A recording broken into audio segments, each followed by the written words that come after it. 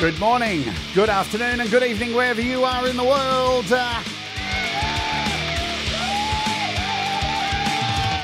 My name's Jade, and this is How To.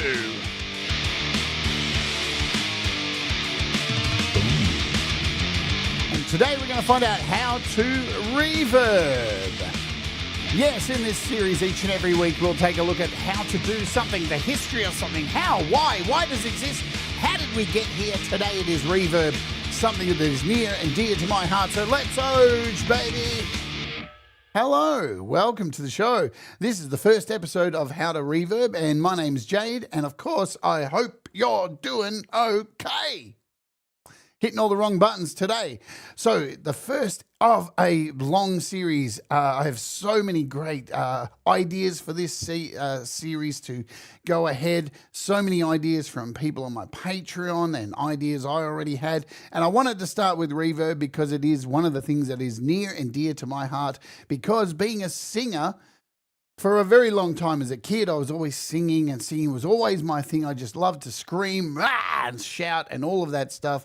And reverb is one of those things that just has I guess the thing is, people say reverb just makes it better. But does it always make it better? No, it doesn't. I'm telling you straight now, I'm letting the cat out of the bag. It doesn't. So today, what we're going to do, and in all of these how-to shows, is not only like talk about how to use reverb, but to better understand reverb and its history and how we got to the point that we're at right now with the amazing array and selection of reverbs that we have at our fingertips. And do we need to use them all the time? And which one is right?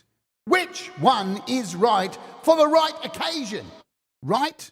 Because you may be using the wrong reverb for the wrong things, and I do it too, right? We're all amateurs doing this thing, hoping for the best. And look, I remember when I even started using GarageBand on my iPad.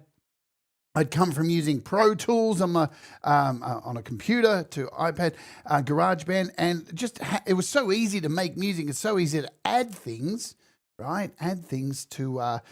I just always added too much reverb. And adding too much reverb is not a good idea, especially on every track. And I'm just going to pull things up as I call your names out. We get into this. This is the first thing I knew would happen. No. Hello, Chris and Denise, but I knew somebody would write this straight away because echo is actually delay. I know, right? And you may think you're being pedantic, but it's not. Echo is not the same as reverb, though both are caused by sound reflections. An echo is a distinct, recognizable repetition of a sound, where a reverb is a dense, smooth tail created by. Right? It is, and these things matter because I see it all the time. Like apps are released and they're called like an echo, and it's actually a delay. There you go. So we're learning already. Thomas Christ, hello to you. Hello, both Chris Lane Senior and Denise. And Thomas, Dave Bobs, Tremor Bear, hello to you. Barry Glenn, Forrest of the Wolf, g'day. We've got a lot to get through, so I've got to be as rock and roll as I possibly can. Joe Glenn, you can do these things. They help the channel. The links are in the description. Become Patreon, all this kind of stuff. And get merch. All the happening things, they happen. Tremor Bear, did I say hi to you? I think I did. Anyway, now I know this isn't going to be as popular as the rant because a lot of people just want to hear me go off and talk bullshit. Well, I'm not, because the world's already full of bullshit every day. So this is why I'm doing this, and we might learn something. You were aware. Okay. Well, I knew you would say that too, Chris. So it's okay. It's all right. We're all learning things. So first of all, reverb. We are very lucky here. Now, why does it even exist? Why can we even hear anything like that? Why can we even hear reverb? Well, because we live on Earth. You've heard the term, nobody can hear you scream in space. Why is that? In the vacuum of space, there's nothing, right? There's nothing. There's no chance there'd be any reverberation. In fact, sound, very, very different kind of thing. If you are floating in the middle of space, it's not like the planet Earth. We have a thing called an atmosphere, right? And this amazing thing called an atmosphere allows us, with our body makeup and our chemistry in our ears, to hear things, to verbalize, to hear. And our hearing is one of the senses that is very important to us, like sight, smell, all these things, because without it, we'd just be falling over all the time, wouldn't we? We'd be fucked. We wouldn't be able to find our bearings. We'd just be a blancmange. A blancmange rolling through, we'd still be rolling through the primordial ooze. But as we have developed and evolved, right, hearing and all these kind of things, we're no longer, although some people, some people still are single-cell amoebas. And we're not going to go down that path because that's where the rant stopped. But there are people that are complete single-cell amoebas out there.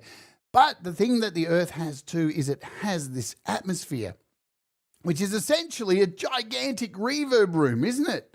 Think about it. It holds in the air that we breathe, right? And sound needs air. This is why in space, right, sound needs air. Vibrations, the sound, the vibrations that hit our ears and reverberate, the little things in our ears. I'm not a doctor, so don't quote me on all this stuff. But space has no air, so the sound, gone, right? Earth's atmosphere, it's a thin skin and it makes hearing music, it makes hearing speech, it makes hearing everything extremely possible. We are very lucky to have this thing called the Earth. Without it, we'd be fucked, wouldn't we? Absolutely. So what actually is reverb? This is a thing, right? Echo, reverb. It's a thing like, and I wasn't picking on you two at the start too, but it is a thing that humans do. And it's talking about reverb and they go echo, echo, echo. And it's like, yeah, that's a delay. It's the same thing over and over. A reverb is a lot tighter, a lot, it doesn't bounce back. It's not the same thing repeating like cooey and it comes back, right? Much tighter thing. It is not a single echo. That's what a reverb is not, and not a single echo. It is many fast reflections of a sound in space. Okay. Now, our brain utilizes reverb to keep us functioning, to help us understand where we sit in the world, what our place is, our bearings, our senses, everything all works together. It helps us to understand the vastness of a room size, right? To understand, you go into a cathedral and you go, wow. Like the sound in the cathedral is just amazing. And you're able to understand the gravity of the room that you are in and the distance from the walls to the ceilings, right? So you get a better idea with using your sight and your hearing, and it all makes sense and computes in our brains and we understand it. And it helps us understand that we are actually inside compared to outside, like in the desert. If you're in the desert and there's no reverberation, no nothing like that, it's just a flat plain, there's going to be nothing. Just your dead voice. It's probably one of the best kind of recording environments if you had a studio in the middle of the desert, but you'd probably die, wouldn't you? But not always is reverb a good thing, right? Especially for recording. And you would have heard this many times, people who do like a podcast or do some kind of recording, and they're standing too far away from the microphone and they're in a room that has reverb, has reflections in there. And it sounds like they're miles away and it sounds terrible, right? So that's an undesirable reverb. Or if you've been to a gig before, right, where some really big band is playing, like say Metallica's playing, but it's a venue that's really renowned for having some of the worst fucking reflections of all time. And you put a big band in there, and it sounds like dog shit. Festival Hall is one of those places here in Melbourne, Australia. The worst fucking sound ever, right? The worst. And you go to see, you've just paid $100. I'm living way in the past there, thinking a ticket to a gig is $100.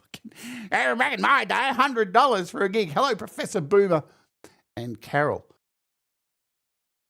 But you go out and you, like the first time I saw Metallica, they played at this horrible venue called Festival Hall here. It's one of the oldest venues in Melbourne and it fits about, 4,000 people or something like that. And every band you see there sounds like utter caca, just caca poo shit. And you just spent like $100 back then and it sucks, right? I don't want to see that. So these days, venues have got a lot better, right? They think about, when they build these venues, they think about the planning and the acoustics and how it's going to sound with these big speakers and for multiple events, right? Because venues, big venues these days, they are able to shift around seats, right? They don't build venues like they used to, where it's like, this is the configuration and that's it, and it's always going to be the fucking same, because events are different. Right? You may have, like at the WWE, an event where the ring is in the center of the venue, or you've got a gig where the band is at the one front of the venue. There's so many different configurations you can have in venues now, so they take into account all of the knowledge that they have gathered through the years of acoustics and reverberation to create a space that is configurable, thanks to places like Abbey Road, which we'll get into, who are absolute pioneers in creating these beautiful reverberation chambers that acts like the Beatles used and all this kind of stuff. I mean, the things artists used to have to do to create these reverbs are just next level compared to us now. Just load a sound and go, turn a knob. There it is. We're very lucky. Riverband Sim, hello to you. I'm trying to keep up as we go through. So also things that are undesirable, crowd reflective restaurants. You've been to places, right, where you say a wedding reception in some room that, oh my God, and the chatter. Or think about this, like a cafeteria, like in the middle of a shopping mall. Oh man, you can hear all those plates chinging and shit. That's reverb you don't want to be around, right? Horrible fucking untreated shit. It's just noisy. You can't even enjoy your food. Really, that's a bad example of a reverb that you don't want to hear. And there, in this day and age, look at behind me, right? We have all these pieces of foam up on my wall, because at the same time as trying to create reverb, right, to better your music, there's also the reverse now of trying to kill reverb, of trying to get rid of reverb and reverse it. And this is why we have things like the foam. We've got like, what do they call it? Absorption blocks you can put up, all this kind of stuff. Even products like this, right, that are out these days, which come with a little microphone, and you set it up in your room, and the little microphone reads the room and tries to work out where all the bad reflections are, and it gives you a readout, an EQ curve, to understand, to try and cater for the bad reflections that are in your room. Because you know what? We're all not sound fucking experts, are we? Not all of us understand where the pockets are in studios that are bass traps, and where they're causing problems for you to listen back to your speakers.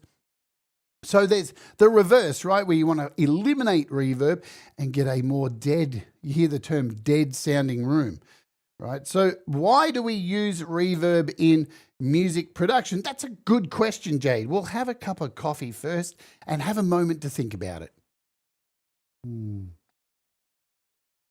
Merch available on the store in the link below. You too can become a with my merch. The reasons we use it. These days, a lot of you will hear the terms of like want to record dry. You want to get a dead sounding room and record dry. Why is that? Because, well, back in the days, right, with the Beatles and stuff like that, and the early recording methods with tape and all that kind of stuff, you didn't have an option, right? What was going on to tape was the reverb. That's stuck on there. You can't take that shit off. These days, with digital recording and what we have now, to record with the driest, deadest possible room, it gives you the advantage later on to go in and add color. You'll be hearing that word around reverb these days in this show a lot. Color, right? Because it is adding color to your vocal, to your guitar. That's what it does. It takes it to another dimension. That's why we love reverb so much. So when you record with a very dead room and you have soundproofing and all this stuff, or sound to stop the reflections, you're able to go back and add color with reverb to your taste, instead of just like being stuck with something that, because here's the thing, right, with reverb, everything has a low, low EQ. We have an EQ curve, and you could add lows and highs and mids, and all of that is volume, right? You add a high add more high end to whatever it is you've recorded, you're adding volume, but you're adding the high end of it. You're adding low end, which is the bass, the thick low end. You're adding volume. So when you're recording dry and you've got reverb baked into it, all those frequencies that are in the reverb, because think about it, right? When I clap here, hello, hear that reverb? Yo! Even that reverb that is reverberating on my voice, that has an EQ curve as well. So the EQ is baked into that reverb, and that is the frequencies you might want to get rid of later on in your recording. But if it's baked in, you're fucked. You can't get rid of it.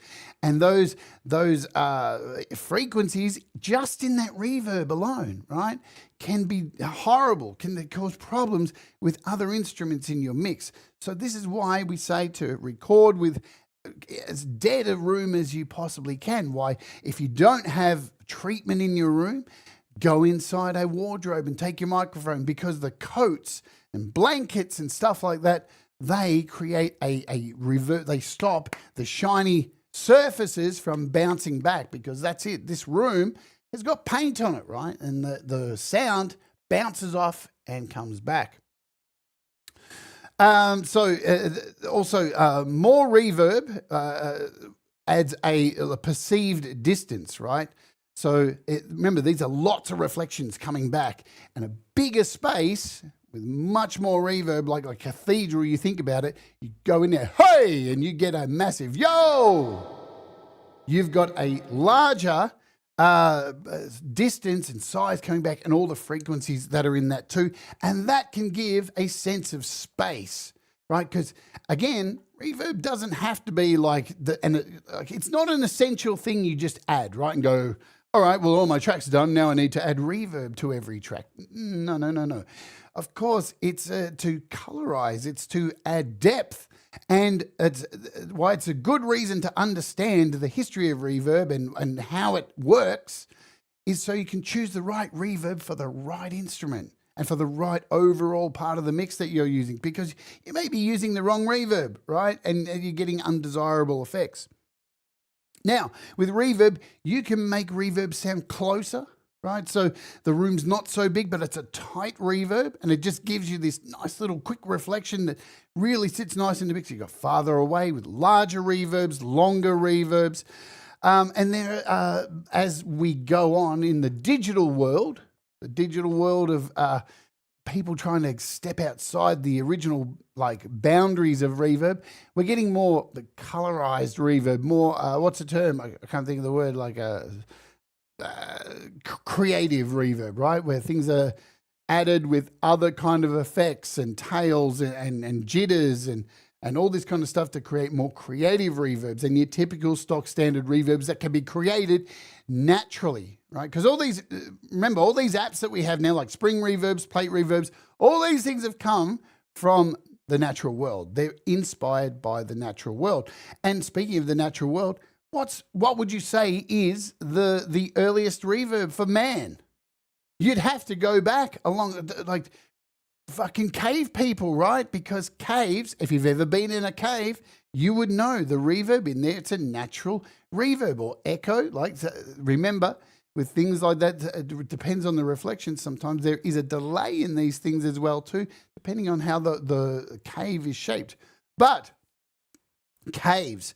And why were caves found as the first reverbs? Because humans needed fucking shelter, right? And that's it. So humans need shelter to protect themselves from the outside cold, the rain, the snow, the heat, and all that stuff, and a place to feel safe from being ripped apart by animals.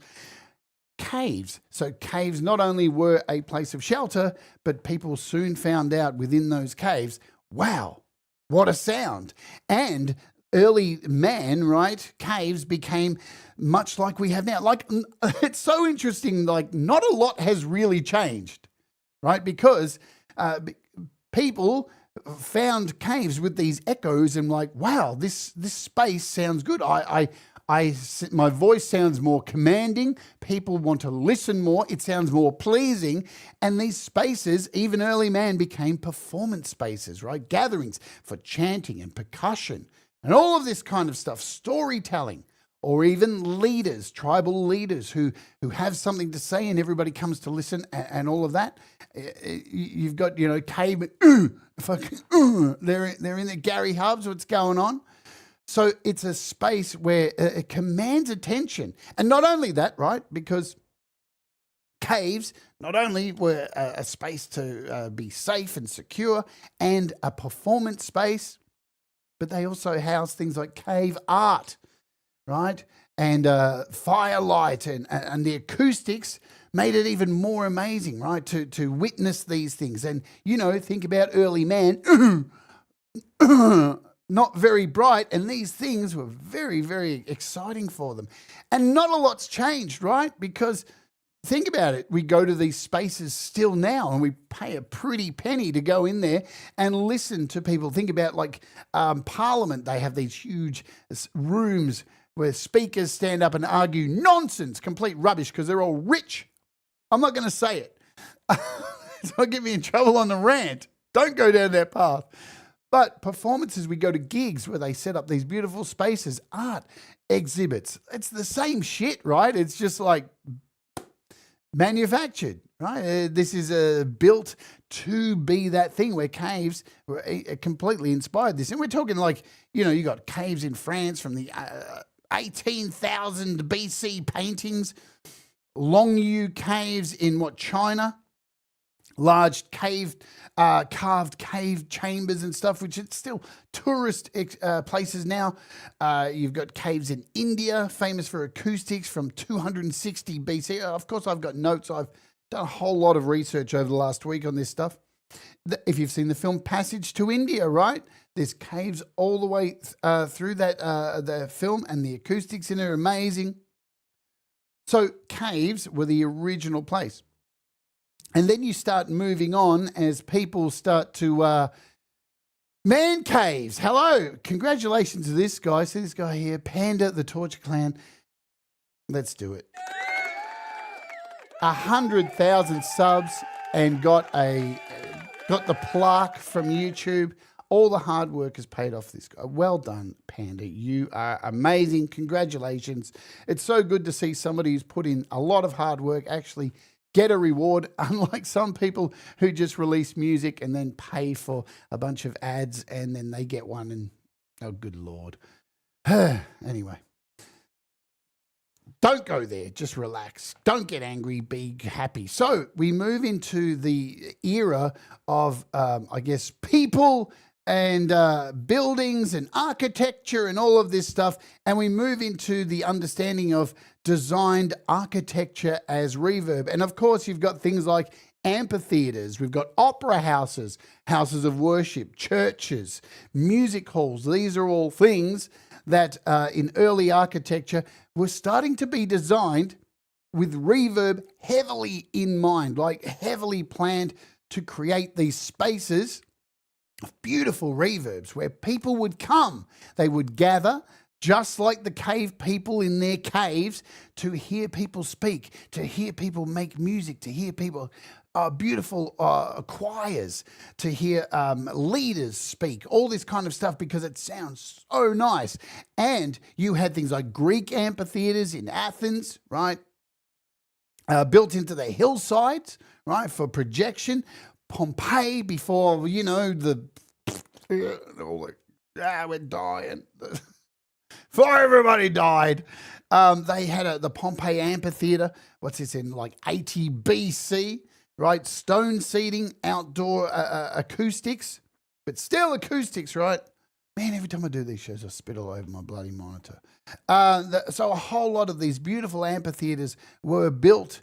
And back then, the difference is absolutely stark, right? Compared to just someone sitting outside playing a guitar. It's like busking now, right? You see someone out busking in the street and you've got transport running past and you can barely hear them, and they need amplification these days.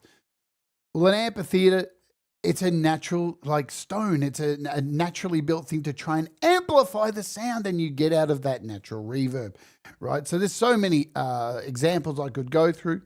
But a lot of these places actually used, of course, stone and were carved into like things like hillside, right? Because you've got natural reverb coming from that.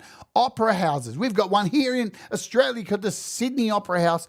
It's a bizarre looking thing, but it is just an amazing building to be in. I've been in the Sydney Opera House many, many times, and the reverb in there is just, oh, it's fucking sick. I've seen like Ben Folds and so many great artists at the Sydney Opera House. It's a wonderful thing. Churches. Now, if you've ever been inside a beautiful, beautiful church, if you've ever travelled overseas, been inside a cathedral, good Lord. On Walk With Me, I stopped in St. Paul's Cathedral here in Melbourne, a bunch of cathedrals, and it's just like, I'm not a religious person, and if you are, have at it. Just don't shove it down my neck, because I don't shove my shit down your neck. But no, every time you go in there, regardless on the religious aspect of it, it's breathtaking. Like, it's so intimidating at the same time, because you can just hear it as soon as you come in, as you walk in. There's a different feeling. It cuts off everything from the world, but with a single clap, man. The reverb, you can just sense it, right? And just even a cough in there is just, whoa. And there's an amazing, like, I don't think it's a whole godly thing when I go into a cathedral. It more so is this, oh my God, the way this has been built for purpose. That there's actual like thought gone into it to make this reverberate. And of course, because they've had choirs in there and performances, and the speaker at the front, or the preacher, whoever it is, the acoustics are built around so that person is the focal point, and people feel like they're immersed. Immersion, that's the word I'm looking for, right? So it was built around like the stone interiors, even the placement of where the pillars are and stuff, which we'll talk about a little bit more in Abbey Road, the way they used pillars in their reverberation chambers. Very, very smart stuff. But stone interiors, even down to the stained glass windows, everything has a purpose. Very, what's the word here? Thomas wrote something here. See Thomas right? They don't build them like that anymore, right? So everything was built around acoustics because it is pleasing. And we all know from going in the bathroom, when the first time you go into a bathroom and go, hello, wow, I sound amazing. I could be the next insert famous pop artist here, right? Because everything sounds good. Even people who sound like dog shit as singers sound kind of okay to themselves. Just to themselves, right? Singing in the shower. Why do you think so many people sing in the shower? Because it sounds so much better. It does, even if you suck. But you can get better, so don't despair, right? Don't despair if you suck as a singer. Choir placement. They would move choirs around to different areas to get different reverbs, and we'll get to different reverb tricks. Spaces were designed, these spaces 100% were designed to captivate your attention. Hello, Herbs.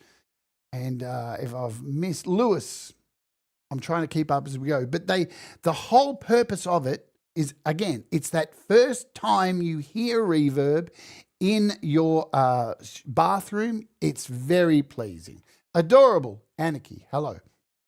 So this is why they would build these places to be pleasing. And then you could put a politician in there and they could lie through their teeth and you'd be sitting there going, wow, they sound so good because the acoustics are so good in here. I don't care if they're a lying sack of shit. Right. So that's houses of worship, right? Then we had music halls. Music halls were very interesting, right? Because when music halls first, especially in London, music halls, they opened up and people were like, oh, have you heard about the new music hall? Because people knew about cathedrals and all this kind of stuff. Oh, that sounds good. But they had a really bad reputation because people thought they were places of ill repute. Fuck, that word makes me laugh. Ill repute. Ill repute. But no, these places, these music halls in the 18th century, they were essentially like pubs and taverns, but they were evolving into great entertainment venues. And the room design was, again, they started taking their prompts from, I hate saying the word prompt, it makes me think, anyway. They were taking prompts from great designers above, great architecture, to turn these rooms into spaces where you could enjoy music on a smaller level. And of course, how it turned into places of ill repute is because it was for the common man. And the common man, we all know, are shit kickers to those in control, right? So obviously the common man is common. Everybody's got their thing, and you're going to get different kinds of people. But this was music halls, and a lot of people were scared to go to. No, that's somewhere probably you've been there. To stop projecting, urban. We're not at bathhouses. Anyway, I knew as soon as you got here, it'd go down the toilet, but it always does. But the idea was to bring this to the common people with music halls, right? So, and that's what it did. But a lot of people were afraid to go at first because it was like, oh, that's not very good. But, and it still kind of is like that, really. There's a lot of pubs out there, especially here in Melbourne, that you don't want to go to, but the acoustics are pretty good. So let's get into recording and focus on chambers and stuff like that, because the biggest early problems with recording was recording studios were like, hey, this reverb thing's really good. How do we capture this in our recordings? And of course, recording was a different thing. It was two-channel tapes, right? Everything was to tape. So what went down was down, and what you recorded was recorded, and there's no way it's baked in. There's nothing like we have today. So you would have to try to create a space with a microphone. And singers back then, this is why it's so interesting, man. Seeing a lot of today's singers, they get put in a studio. They don't have any idea how to use a fucking microphone, how to sit in front of a microphone, have mic placement, and how to pull back and pull forward, right? A lot of people. I've been to gigs where I've watched singers who just got their hand over the whole fucking mic going, and it's like, dude, take your hand off the fucking mic, you idiot. Right? But back then, mic placement, you had to understand mic placement, right? Because you were put in a room and you didn't have like a reverb unit that you just turn on. You had to understand moving back to get like a more spatial vocal or a more intimate vocal by coming close and breathy and all that kind of stuff. You were the fucking instrument. You had to connect with the microphone and work with the space that you were in. It's very important, right? These days we've got dead rooms, completely dead rooms and all this kind of stuff. Exactly. Don't cup the fucking mic. What is wrong with you? Or don't be me, right? I at a gig once, I brought on stage a jar of peanut butter and stuck the house's microphone into the peanut butter. We never got a gig there again. It was awesome. But it was entertaining. Let me tell you that. Hello, Mix Club. Welcome to you as well. So musicians had to understand distance and by moving closer and further. But again, this reverb was baked in. But adding distance to mics would capture the room tone, right? So again, having a room with some reverb in it, you see, some people are always like telling you got to have the deadest room possible. Not always, man, because some natural reverb's kind of okay. A lot of the time, you're not even really going to hear it, right? So don't spend your whole life trying to get the deadest possible room ever. It's probably impossible, especially in a house, right? You don't have all the treatment and all that stuff. Nobody's got all that money, but limitation as well with reverb back then was once it's recorded, that's it. There's no going back. So you had to know what you were doing. You had to be sure that this kind of reverb, the reverb that you're adding to a vocal or whatever it is, was the right thing, because they ain't going back. And it's going to cost more money to get people to come in. You deal with it. That's it. And a lot of the time, right, it worked out all right. I think these days we stress out way too much and try for this fucking perfection thing so close. And this is why we're at AI music. Right? This is how we've got to that point, because everyone wants to be fucking so perfect and on the fucking dial and everything's got to be fucking. It's like, no, man. Some of the best recordings that have lasted the test of time were done so imperfectly and with such primitive tools, especially around reverb and effects and stuff like that, because we didn't have the luxury of doing these things. And we had to use our brains to create spaces, which we'll get into in a very short second. And this is where we moved into chambers. So Bill Putnam was one of the innovators of, and he's from Chicago. This is around 1947. One of the innovators of creating a chamber, right? So what is a chamber? So think about a tiled bathroom. The first one was a tiled bathroom as a chamber. This is the Harmonicets session. So, and then the other studios started to use chambers as well too, and they build these chambers into their studios, and they're all different sizes and shapes, right? So, and it was a really interesting technique of how they would use these chambers. Sometimes they would have people in the chambers singing in the chamber to get the reverb, right, as naturally captured through the mic in the room. And other chambers would actually have a speaker in the chamber and a microphone in there. And the sound, say I'm singing in another room, I'm in there singing in one room, and then the sound of me singing is being fed into this chamber, into this room that has a big speaker and a microphone in there. And that microphone is capturing my vocal and bouncing off the room to create that reverb that's being added. So all in real time. Really clever stuff. And I can show you some pictures. Of course, have I got pictures? Of course I do.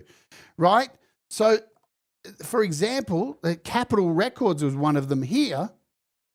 And you can see it right there. There's this concrete room, right? And they've got these speakers in here, and you would place a microphone in there. And so the vocal or guitar is coming through this speaker. There's a door to get in there and adjust everything, because you could put other things in there to create different reverbs, to different kind of reflections going on. So the microphone's picking up these speakers. And look, and they would create different configurations, different amounts of microphones, and very primitive, right? Because you could take in multiple microphones, you could bring in one microphone, and the distance from the microphone to the speaker is going to vary up the sound. You would have seen it in modern day plugins these days, how they have the graphical picture of like a speaker and a microphone that you can drag with your mouse closer to the speaker or more further away. Yeah, same kind of concept. We're still living in these very, very old, outdated, original, real-world concepts of reverb, but now we have it in a plugin. Hello, Hugh Caldwell. I saw you sneak in there. So microphones is another thing, right? We'll do a show on microphones as well too, because I see a lot of people get a little bit confused about microphones too. But now, not only Capitol Records, but Abbey Road, very well known for this. And look, the Abbey Road one's very interesting. Now, think about this, right? All those Beatles songs that you know that have these amazing reverb sections and stuff. This is how it was done. And in Abbey Road, they have these columns, which they can move around, right? They move them around, and that creates different kind of reflections. You got your speakers in here, and look, it's just like a dungeon down at the bottom, right? For most people, they'd be like, what the fuck is this room here? It looks these days, they're probably using it as a torture dungeon, and there's a gimp down there and all that kind of stuff. Maybe not. But this is how they did all that kind of stuff. And rumors are that, you know, whenever the Beatles were during their drug days, they'd fuck off down into those chambers and, ooh, yeah, and they'd get all fucking tripped out and enjoy that reverb down in those chambers. And studios built multiple chambers, right? So, but this is the extent that studios were going to try and create this kind of stuff, because reverb is very pleasing, and of course colorizing and creating different sounds, being different than everybody else, standing out from other artists. This was the way to do it. This is why Abbey Road is such an amazing studio. And if you are ever there, of course, if I would book a tour just to see it and understand and realize. I mean, this is the reason I'm doing this show, right? Is because it's a good idea to understand the history of this. So the next time you open a Reverb app, you kind of think about it a little bit more, right? I think these days, because it's just on tap, we just open it and go, and we don't understand what we're doing it. Listen, I'm not fucking pointing fingers at anybody. Point fingers at me too. It's been a pleasure this whole week reading about all this history and understanding reverb a little bit more, because I've been saying it for years. I fucking love reverb. I fucking love it. It's great. It makes everything sound amazing. Right? Let's get into different styles of reverb. Different styles of reverb. Let me catch up on my notes. Hang on.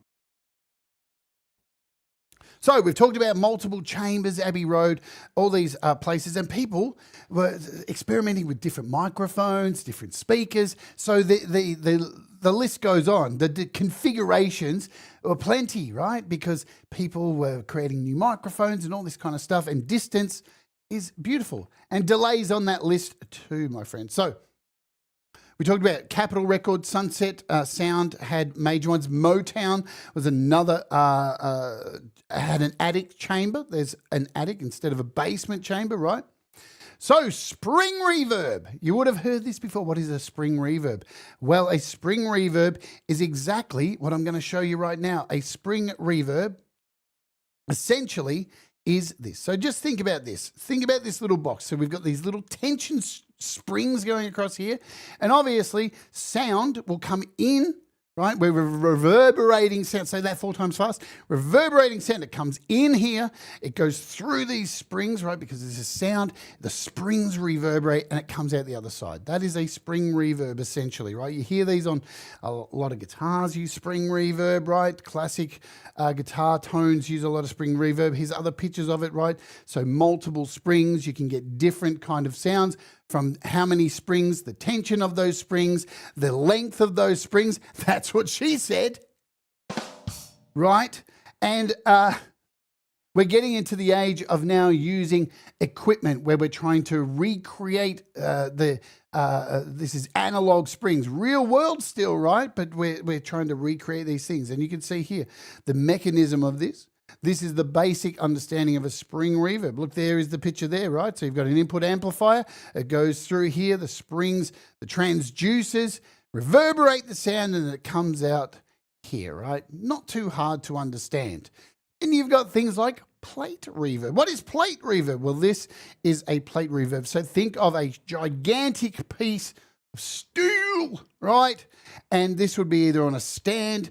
It's been known to be hung, and there's another image here, like so you can see it here. It's a huge plate, and this creates a really massive reverb. And apps now give you the power to do this stuff as well too.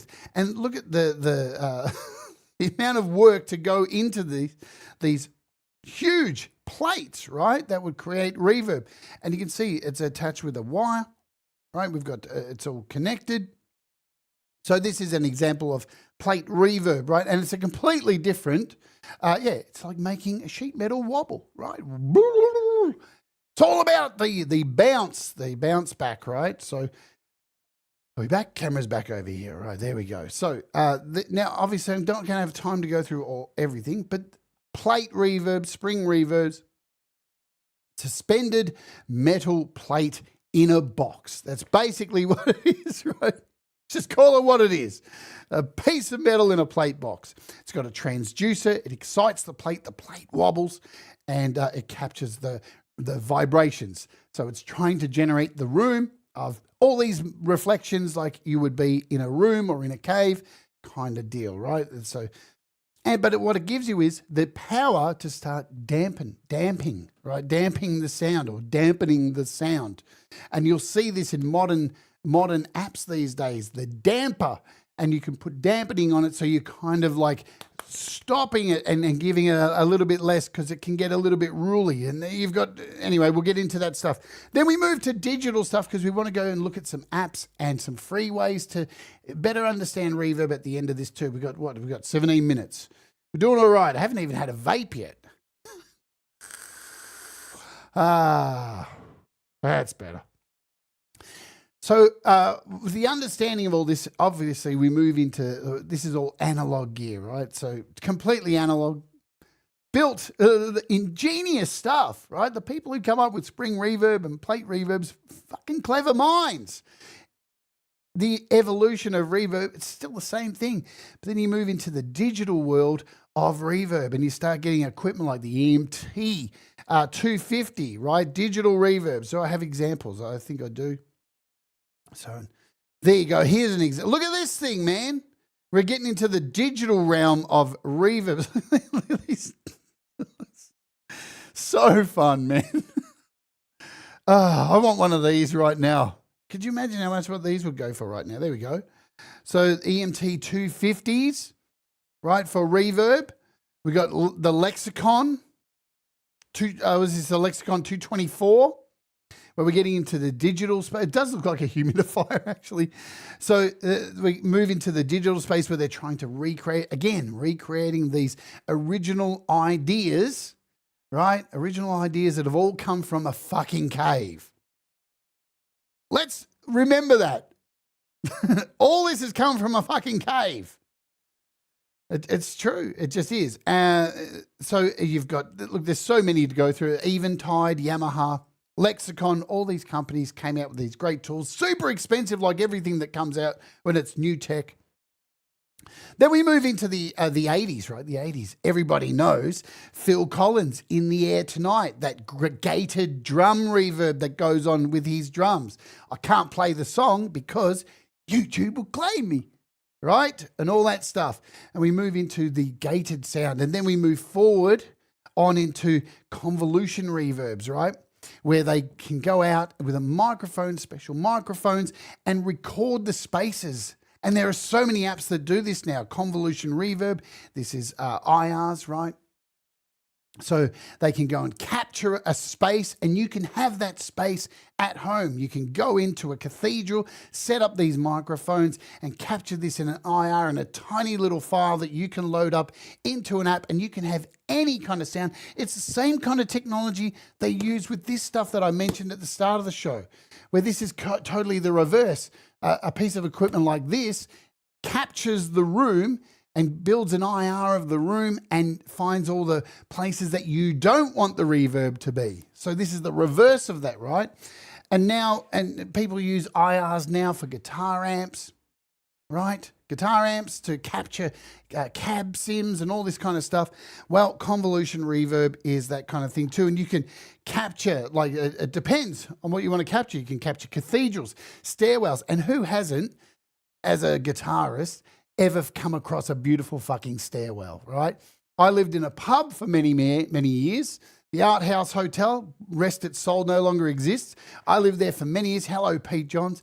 And I would love nothing more. They had a fucking venue downstairs, and I lived at this pub. And instead of going downstairs and sitting on the stage and playing when nobody was doing gigs, the stairwell, man, was my heaven. Just the most beautiful sound in there, right? Horrible to walk up. Sucks, right, to do that. But beautiful sound. And but these days you can capture stairwells with IRs, right? With impulse responses for convolution reverb. You can capture all this kind of stuff. Studios, cars. You can even capture things like headphones and all this stuff. So the technology has moved beautifully. We are we are so lucky with what we have these days. The use cases to create realistic spaces, right? To try and mimic the space as close as possible. That is why we have these things for sound design, for film and ambience. In film, you think about it. A director makes up a mock-up of a building that they can't get to. It's in another country. They don't have the money to go and do it, but they've built up a corner of that mock-up, and they want to capture the original sound of that. So a film producer can these days find an IR, a convolution reverb of that real world space, or send somebody or whatever, and then bring that in to make it sound like you're actually in that structure that's not even really built. It's only just a corner of that for the illusion of Hollywood, right? Amazing tech that we have. Convolution reverb is just a sick thing. We'll cover this. We've got 10 minutes to go through some stuff. So there you go. There's the understanding of it. Now, what I want to talk to you about is a little bit of a challenge, because you don't have to buy reverb, right? If you've got a door, you've got reverb in there. And a lot of people use things like GarageBand. And there's a lot of free apps out there for reverb. So I don't think you need to have the fanciest fucking apps and spend the most amount of money for reverb. You've got reverb all around your house as well too. There's plenty of places for reverb, right? But it's a good idea to open up simple things like GarageBand, right? If you've got a GarageBand on your iPad or anything else. Now today I'm talking about apps and stuff that are primarily iOS, because this is an iOS channel predominantly. So let me just, come on GarageBand, do your thing. What have I got in here? What is this?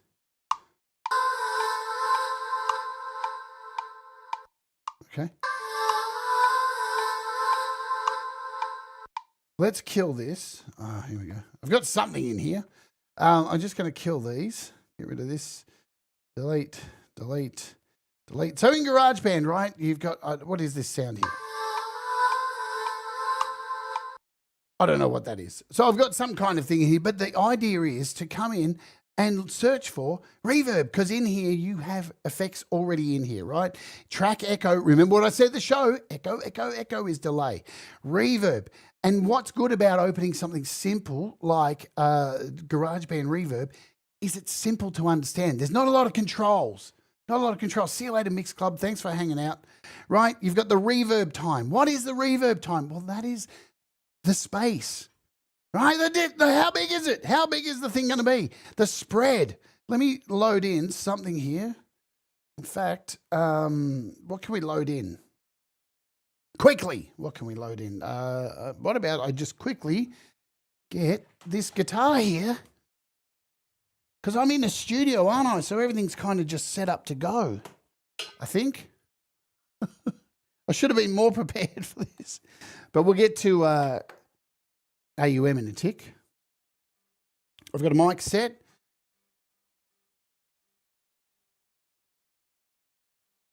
It looks like it's coming through. It's coming through there. It says it is. I don't know if it fucking is or not. What are you doing? Record? Is it? We've got to go to the right channel, don't we? Input 2. Dude. Input 2. Are we going to record some stuff?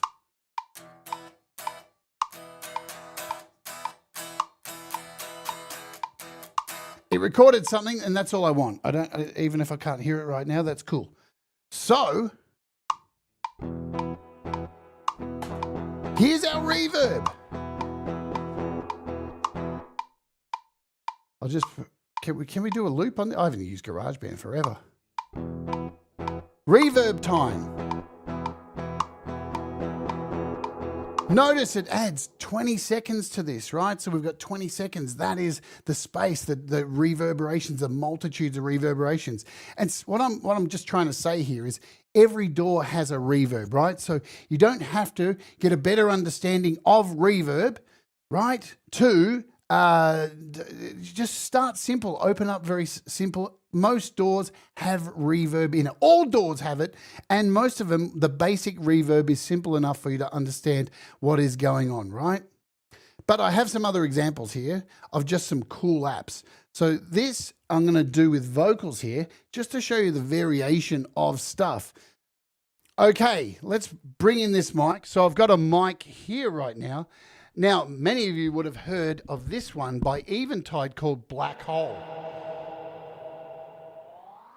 Black Hole, wow, Black Hole is amazing. The sizes that you can create with Black Hole, let's take out the mix. So you're just hearing a complete dead sound here. If we bring in this mix and turn up the size, that's what she said, we have a massive reverb. You have things like shimmer reverbs. Let's make sure all this is up to a decent kind of level here. Why is it going all the way up? There we go. Hey. Good stuff. Things like Altetha, right? This is a shimmer reverb that, listen to what happens.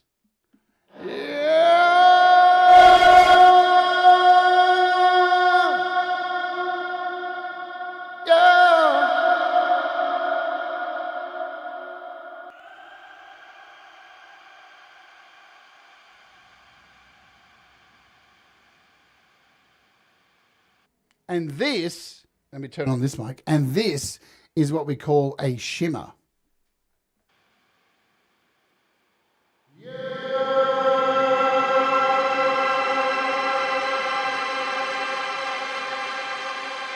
So the difference is adding a shimmer there, it's using pitch shifting to not only reverberate, but it's reverberating with different pitches to create almost like harmonies going on. So there's so many different kinds of reverbs. This one here, let me come over. This is by Clevgrand, So we already looked at Black Hole, Altether by FAC. This one's incredible because what it gives you is these incredible spaces, real world spaces, like a theater, all these theaters from Sweden that you can actually load up and move this around to like this, a small stage theater. Let's turn the mic back on. Yo! And turn this. Hey, hey, hey. So this is a convolution reverb that is replicating these spaces. Hello, hello, hello, hello, hello, yeah, yeah, yeah. And you've got heaps of them. You've got halls and modern gatherings, ethereal stuff. Yo, yo, yo, yo. And you can colorize, see again, different kind of reverb. Yeah? And these are all convolution reverbs. You've got amazing reverbs like this one by Clev Grant, which has a spring reverb, so you can see that spring reverberating. It has a plate reverb, plate, spring. It has this crazy hall, so you've got halls, remember? Cosmic reverbs. And then really bizarre modulated reverbs. Right? Things can get super crazy even with stuff like this. It's called Rim de Guerre, which is so bonkers.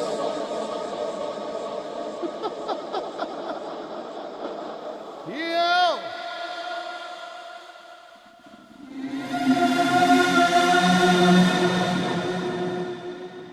Because we live in the future and we have these amazing different reverbs.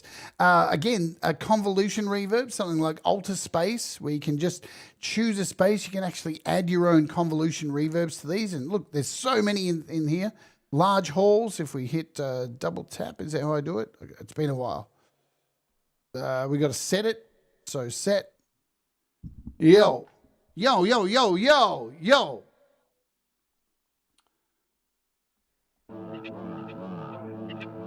What about this one?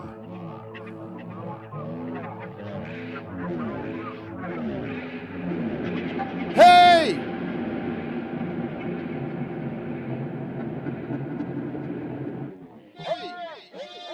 Hey!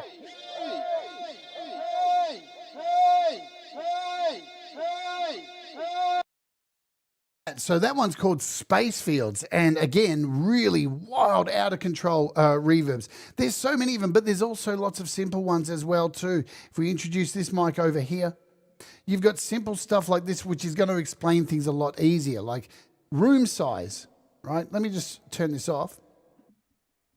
You will see a lot of the same controls in reverb as well too, and they are about all the stuff we've talked about today. Room size. Right? The color of the room, which is obviously things like the EQ, if it's going to be low or if it's going to be high. That's why you have cuts in EQ, because as I said in the beginning of the show, it's important to understand the frequencies of these reverbs that are coming through, because if there's so much low in the reverb, it's going to affect the rest of your mix, right? So always try and understand, think about the frequencies. Think about the main reason I'm trying to talk about this today is I'm not trying to patronize anybody. I want to learn stuff too. And I think sometimes it's a really good idea to go back to basics and understand where reverb came from, where these things came from, and why we use them today. The history of them. So when you load up a reverb, you start thinking about, why am I loading up a reverb? Am I just putting a reverb on here because it's just a natural thing to do? Right? Because again, you've probably all done it before. If you add a reverb to every fucking track, hello Sean Chandler as well too. If you add a reverb to every fucking track in your mix, guess what? The original sound gets buried and buried and buried and buried and buried and buried. More and more it gets buried into the mix, and the reverb takes over. And that's why you hear some tracks, you just go, what the fuck, man? That sounds like it's in a fucking tunnel. Always start with less. And just try not to build it up to put on everything, right? You don't need to. It's like compression. I think people, which we're going to do a show on, trust me, we're going to do one on compression. Very important. Look, I hope this has helped. I hope you enjoyed this kind of content. If you're enjoying it, you want me to do something, you want me to specifically talk about something, leave a comment below on this video and we'll do it. It'll get added to my list and we'll talk about it because there's lots of things we can talk about with the history of this, right? And of all these things and understand why we use it. Why do we always go to it? Help you think about it the next time you add it. Do I need to add it? Is it really adding anything to this, what I'm doing, right? Anyway, Reverb rocks. I love it. And that's why I wanted to open the how-to series with Reverb. And I hope you've enjoyed the show. Pete Johns is up next. He's doing YML, playing your music live. And I'll see you over there tomorrow. We've got some fun stuff happening here on the channel. To be very quickly, got new thumbnails too, which is very exciting. Tomorrow we're taking a look at this Channel K beat cut. Then we're taking a look at Deja Vu by Rob Jackson. And what else do we have?